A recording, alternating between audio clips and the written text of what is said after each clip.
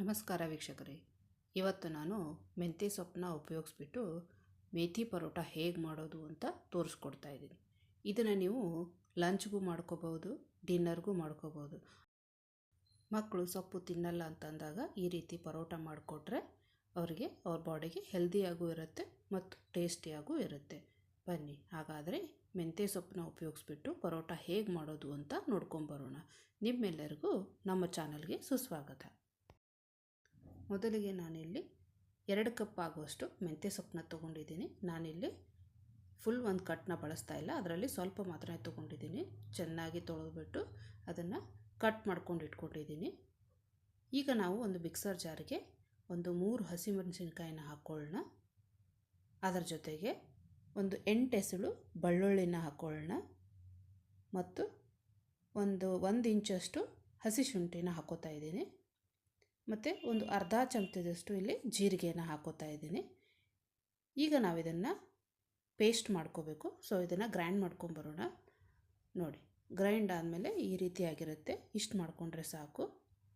ಈಗ ನಾವು ಒಂದು ಬೌಲ್ಗೆ ನಾನು ಇಲ್ಲಿ 2 ಕಪ್ನಷ್ಟು ಗೋಧಿ ಹಿಟ್ಟನ್ನ ಹಾಕೋತಾ ಇದ್ದೀನಿ. ಸೊ ನಾನಿಲ್ಲಿ ಗೋಧಿ ಹಿಟ್ಟನ್ನ ಬಳಸಿರೋದು. ಈಗ ರುಚಿಗೆ ತಕ್ಕಷ್ಟು ಉಪ್ಪನ್ನ ಹಾಕೋತಾ ಇದ್ದೀನಿ. ಉಪ್ಪನ್ನ ನೋಡಿಕೊಂಡು ಹಾಕೋಬೇಕಾಗತ್ತೆ. ಈಗ ನಾವು ಇದಕ್ಕೆ 1/4 ಚಮಚದಷ್ಟು ಅರಿಶಿನ ಪುಡಿನ ಹಾಕೋತಾ ಇದ್ದೀನಿ. ಹಾಗೆ ನಾನಿಲ್ಲಿ ಅಜ್ವೈನ್ ಅಥವಾ ಕಾಳನ್ನ ಹಾಕೋತಾ ಇದ್ದೀನಿ. ಹೀಗೆ ಕೈಯಲ್ಲಿ ಅಂಗೈಯಲ್ಲಿ ಹಾಕ್ಕೊಂಡು ಅದನ್ನು ಈ ಥರ ರಬ್ ಮಾಡಿಬಿಟ್ಟು ಸೊ ಈ ಹಿಟ್ಟಿಗೆ ಹಾಕೋದ್ರಿಂದ ಅದರ ಟೇಸ್ಟು ಎನ್ಹೆನ್ಸ್ ಆಗುತ್ತೆ. ಸೊ ಆ ರೀತಿ ಹಾಕ್ಕೊಂಡ್ರೆ ಒಳ್ಳೆಯದು. ಈಗ ಇದಕ್ಕೆ ನಾವು ಮೊದಲೇ ಗ್ರೈಂಡ್ ಮಾಡಿಟ್ಕೊಂಡಿರ್ತೀವಲ್ವ, ಆ ಪೇಸ್ಟ್ನ ಹಾಕ್ಕೊಳ್ಳೋಣ. ನಿಮಗೆ ಖಾರ ಇನ್ನೊಂದು ಸ್ವಲ್ಪ ಜಾಸ್ತಿ ಬೇಕಂದರೆ ನೀವು ಮೆಣಸಿನ್ಕಾಯಿನ ಇನ್ನೊಂದೆರಡು ಮೆಣಸಿನ್ಕಾಯಿನ ಹಾಕೋಬೋದು. ಚಿಕ್ಕ ಮಕ್ಕಳಿಗೆ ಮಾಡೋದಾದರೆ ಸ್ವಲ್ಪ ಮೆಣಸಿನ್ಕಾಯಿನ ಕಡಿಮೆ ಹಾಕಿದರೆ ಒಳ್ಳೆಯದು. ನಾನಿಲ್ಲಿ 1/4 ಕಪ್ನಷ್ಟು ಮೊಸರನ್ನ ಹಾಕ್ಕೊಂಡಿದ್ದೀನಿ ಮತ್ತು ಕಟ್ ಮಾಡಿರೋಂಥ ಮೆಂತ್ಯ ಸೊಪ್ಪನ್ನ ಹಾಕ್ಕೊಂಡಿದ್ದೀನಿ. ತುಂಬ ಮೆಂತ್ಯ ಸೊಪ್ಪು ಹಾಕ್ಕೊಳ್ಳೋಕೆ ಹೋಗಬೇಡಿ, ಸ್ವಲ್ಪ ಅದರಲ್ಲಿ ಕಹಿ ಇರೋದ್ರಿಂದ ಮಕ್ಕಳು ತಿನ್ನಲ್ಲ. ಸೊ ನೋಡ್ಕೊಂಡ್ಬಿಟ್ಟು ಹಾಕ್ಕೊಳ್ಳಿ. ಈಗ ಅದನ್ನು ಒಂದು ಸತಿ ಚೆನ್ನಾಗಿ ನಾವು ಕಲಿಸ್ಕೊಂಡ್ಬಿಡೋಣ. ಈಗ ಎಲ್ಲ ಕಲಸಿದ್ದಾಗಿದೆ. ಈಗ ಏನು ಮಾಡೋಣ, ನಾವು ನೀರು ಹಾಕ್ಕೊಂಡು ಕಲಿಸ್ಕೋಬೇಕು. ಸೊ ನೀರನ್ನ ನೋಡಿಕೊಂಡು ಹಾಕ್ಕೋಬೇಕಾಗತ್ತೆ. ಸ್ವಲ್ಪನೇ ನೀರು ಹಾಕ್ಕೊಂಡು ಕಲಿಸ್ಕೊಳ್ಳೋಣ. ಯಾಕಂದರೆ ಇದರಲ್ಲಿ ಮೊಸರು ಹಾಕಿರ್ತೀವಲ್ವ, ಸೊ ನೀರನ್ನ ನೋಡ್ಕೊಂಡು ಹಾಕ್ಕೋಬೇಕು. ತುಂಬ ತೆಳುವಾಗಿ ಮಾಡ್ಕೊಳ್ಳೋಕೆ ಹೋಗಬೇಡಿ. ಸೊ ನೀರನ್ನ ಸ್ವಲ್ಪ ನೋಡಿಕೊಂಡು ಹಾಕ್ಕೋಬೇಕಾಗತ್ತೆ. ಚಪಾತಿ ಮಾಡೋಕ್ಕೆ ಹಿಟ್ಟನ್ನ ಕಲಿಸ್ತೀವಲ್ವ, ಆ ಹದಕ್ಕೆ ಕಲಿಸ್ಕೊಂಡ್ರೆ ಸಾಕು. ಏಕೆಂದರೆ ಇದು ನೆನೆದ ಮೇಲೆ ಮತ್ತೆ ಸ್ವಲ್ಪ ಮೆತ್ತಗಾದ ಮೇಲೆ ಸ್ವಲ್ಪ ತೆಳುವಾಗುತ್ತೆ. ಸೊ ಅದಕ್ಕೋಸ್ಕರ ತುಂಬ ತೆಳು ಕಲಿಸ್ಕೊಳ್ಳೋಕೆ ಹೋಗಬೇಡಿ. ಸೊ ನೋಡಿ, ಕಲಸಿದ್ದಾಗಿದೆ. ಈಗ ಇದಕ್ಕೆ ನಾವು 1 ಚಮಚ ಅಡುಗೆ ಎಣ್ಣೆನ ಹಾಕ್ಕೊಳ್ಳೋಣ. ಹಾಕಿ ಅದನ್ನು ಚೆನ್ನಾಗಿ ಗ್ರೀಸ್ ಮಾಡಿಬಿಟ್ಟು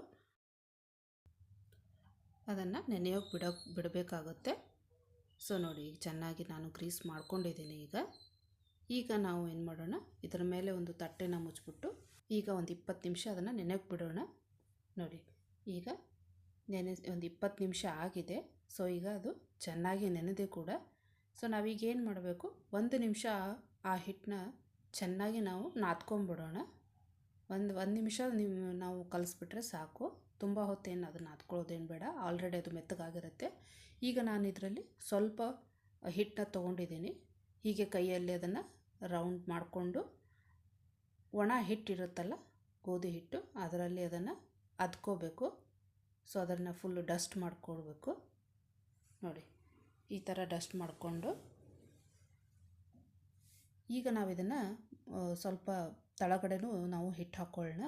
ಈಗ ನಾವು ಇದನ್ನು ಓವಲ್ ಶೇಪ್ನಲ್ಲಿ ಲಟ್ಟಿಸ್ಕೋಬೇಕು ಅಥವಾ ಒತ್ಕೋಬೇಕು. ನೋಡಿ, ಈ ರೀತಿ ಮಾಡಿಕೊಂಡು ಈಗ ಅದಕ್ಕೆ ಸ್ವಲ್ಪ ಎಣ್ಣೆನ ಹಚ್ಕೊಳ್ಳೋಣ. ನಾನು ಇದರಲ್ಲಿ 2 ರೀತಿ ಪರೋಟ ಮಾಡಿ ತೋರಿಸ್ತಾ ಇದ್ದೀನಿ. ಈಗ ಅದನ್ನು ಮಡಚಿಬಿಟ್ಟು ಮತ್ತೆ ಎಣ್ಣೆನ ಹಚ್ಚಿ ಮತ್ತೆ ಅದನ್ನು ಇಲ್ಲಿ ತೋರಿಸಿನಲ್ವ ವಿಡಿಯೋದಲ್ಲಿ, ಹಾಗೆ ಮತ್ತೆ ಮಡಚಿಬಿಟ್ಟು ಅದನ್ನು ಕೈಯಿಂದ ಒತ್ಕೊಳ್ಳೋಣ. ಈಗ ನಾವೇನು ಮಾಡಬೇಕು, ಇದನ್ನು ಲಟ್ಟಿಸ್ತಾ ಹೋಗಬೇಕು.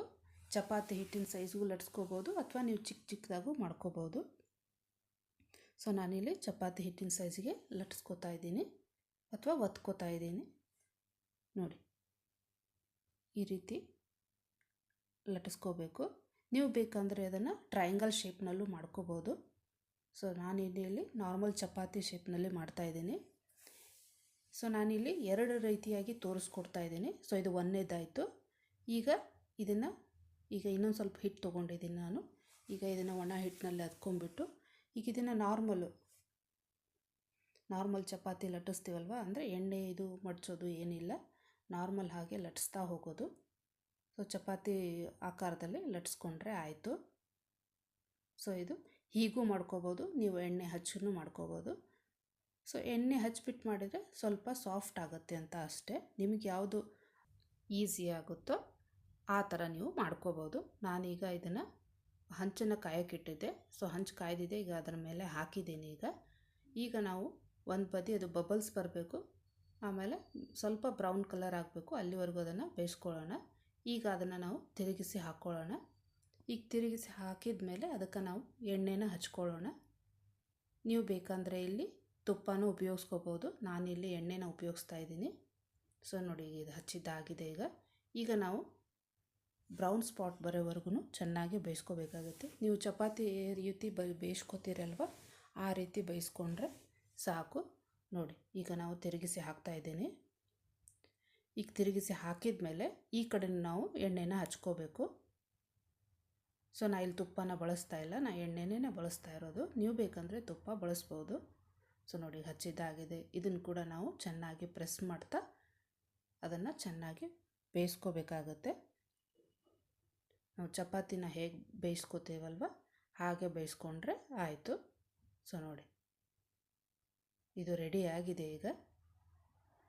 ಈಗ ಪರೋಟ ರೆಡಿ ಆಗಿದೆ. ಸೊ ಇದನ್ನು ಹಂಚಿನ ಮೇಲಿಂದ ತೆಗೆದ್ರೆ ಆಯಿತು. ಈಗ ಇನ್ನೊಂದು ರೆಡಿ ಮಾಡ್ಕೊಂಡಿದ್ನಲ್ವ, ಅದನ್ನು ಇದೇ ರೀತಿ ಬೇಯಿಸ್ಕೊಳ್ಳೋದು. ನಾನಿಲ್ಲಿ 2 ರೀತಿ ಮಾಡಿ ತೋರಿಸ್ತಿದ್ದೀನಿ. ನಿಮಗೆ ಯಾವುದು ಸುಲಭನೋ ಆ ರೀತಿ ನೀವು ಮಾಡಿಕೊಂಡ್ರೆ ಆಯಿತು. ಚಿಕ್ಕದು ಬೇಕಾದರೂ ನೀವು ಮಾಡ್ಕೋಬೋದು. ಈ ರೀತಿ ಪರೋಟ ಮಾಡೋದರಿಂದ ಹೆಲ್ದಿಯಾಗಿರುತ್ತೆ. ಮತ್ತು ಯಾರು ಸೊಪ್ಪು ತಿನ್ನಲ್ಲ, ಈ ರೀತಿ ಮಾಡಿಕೊಟ್ರೆ ಸೊಪ್ಪು ತಿಂದಾಗೂ ಇರುತ್ತೆ. ಮತ್ತು ಮೆಂತ್ಯ ಸೊಪ್ಪು ದೇಹಕ್ಕೆ ತುಂಬ ಒಳ್ಳೆಯದು. ಸೊ ಯಾರು ಸೊಪ್ಪು ತಿನ್ನಲ್ವಲ್ಲ ಅವ್ರಿಗೆ ಈ ರೀತಿ ಮಾಡಿಕೊಟ್ರೆ ಅವರು ಸೊಪ್ಪು ತಿಂದಾಗೂ ಇರುತ್ತೆ ಮತ್ತು ಹೆಲ್ತಿಗೂ ಕೂಡ ತುಂಬ ಒಳ್ಳೆಯದು. ಇದನ್ನು ನೀವು ಮಕ್ಕಳ ಲಂಚ್ ಬಾಕ್ಸ್ಗೂ ಕೂಡ ನೀವು ಇದನ್ನು ಹಾಕ್ಕೊಡ್ಬೋದು. ಇದ್ರ ಜೊತೆ ಏನು ಬೇಕಾಗಲ್ಲ, ಯಾಕಂದರೆ ಎಲ್ಲ ಮಸಾಲೆನೂ ಹಾಕಿರ್ತೀವಲ್ವ. ಸೊ ಏನು ಬೇಕಾಗಿಲ್ಲ. ನೀವು ಬೇಕಂದರೆ ಇದರ ಜೊತೆ ಮೊಸರು ಅಥವಾ ಉಪ್ಪಿನಕಾಯಿ ಅಥವಾ ಟೊಮೆಟೊ ಚಟ್ನಿ ಬರುತ್ತಲ್ಲ, ಅದನ್ನು ಬೇಕಾದರೂ ನೀವು ಇದಕ್ಕೆ ಹಚ್ಕೋಬೋದು. ನಿಮಗೇನಾದರೂ ಟೊಮೆಟೊ ಚಟ್ನಿ ರೆಸಿಪಿ ಬೇಕು ಅಂತ ಇದ್ದರೆ ನನ್ನ ಚಾನಲಲ್ಲಿ ಆಲ್ರೆಡಿ ಅಪ್ಲೋಡ್ ಮಾಡಿದ್ದೀನಿ. ಸೊ ನೀವು ಅಲ್ಲಿ ಹೋಗಿ ನೋಡ್ಬೋದು. ನೋಡಿ, ಈ ರೀತಿ ಪರೋಟ ಮೇಲೆ ತುಪ್ಪನ ಹಾಕಿಬಿಟ್ಟು ಅದನ್ನು ಈ ರೀತಿ ಸುತ್ತಬಿಟ್ಟು ತಿಂತಾಯಿದ್ರೆ ಸಖತ್ತಾಗಿರುತ್ತೆ. ವೀಕ್ಷಕರೇ, ಒಮ್ಮೆ ಈ ರೆಸಿಪಿನ ಟ್ರೈ ಮಾಡಿ ನೋಡಿ, ನಿಮಗೆ ತುಂಬ ಇಷ್ಟ ಆಗುತ್ತೆ. ಯಾವುದೇ ರೆಸಿಪಿ ಇರಲಿ ವೀಕ್ಷಕರೇ, ಒಂದು ಸತಿ ಟ್ರೈ ಮಾಡಿ ನೋಡಿ, ಅಂದರೆ ನಿಮಗೆ ಗೊತ್ತಾಗುತ್ತೆ ಎಷ್ಟು ಟೇಸ್ಟಿಯಾಗಿರುತ್ತೆ ಅಂತ. ಇಲ್ಲಾಂದರೆ ನಮಗೆ ಗೊತ್ತೇ ಆಗಲ್ಲ. ಸೊ ಒಂದು ಸತಿ ನೀವು ಯಾವುದೇ ರೆಸಿಪಿನ ನೋಡಿದ್ರೂ ಟ್ರೈ ಮಾಡಿ ನೋಡಿ, ನಿಮಗೆ ಅಂದರೆ ಗೊತ್ತಾಗುತ್ತೆ ಅದು ಹೇಗೆ ಬರುತ್ತೆ ಅಂತ. ಸೊ ನೋಡಿದ್ರಲ್ಲ ವೀಕ್ಷಕರೇ, ಪರೋಟ ಹೇಗೆ ಮಾಡೋದು ಅಂತ. ಈ ರೆಸಿಪಿ ನಿಮಗೆ ಇಷ್ಟ ಆಗಿದ್ದರೆ ಲೈಕ್ ಮಾಡಿ, ಹಾಗೆ ನಮ್ಮ ಚಾನಲನ್ನು ಸಬ್ಸ್ಕ್ರೈಬ್ ಮಾಡೋದನ್ನು ಮರಿಬೇಡಿ. ಮತ್ತೊಂದು ಹೊಸ ರೆಸಿಪಿಯೊಂದಿಗೆ ಮತ್ತೆ ನಿಮ್ಮನ್ನು ಭೇಟಿ ಆಗ್ತೀನಿ. ಅಲ್ಲಿವರೆಗೂ ಧನ್ಯವಾದಗಳು. Thank you for watching.